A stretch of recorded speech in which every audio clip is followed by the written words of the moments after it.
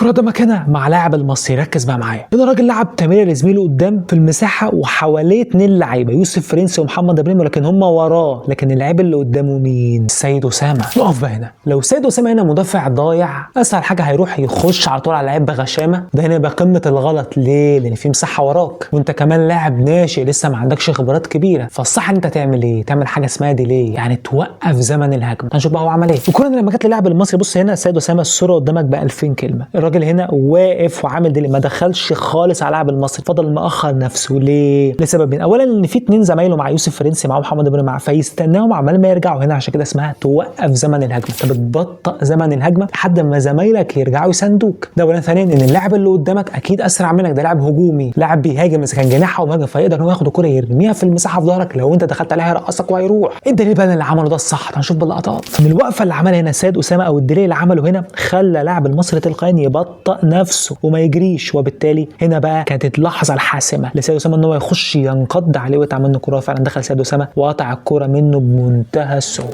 بيقول لك ان المدافع سوبر ولا لا؟ ان هو عنده حاجه. طب ازاي يتطور، او مين اللي هيطوره؟ مدرب اجنبي سوبر.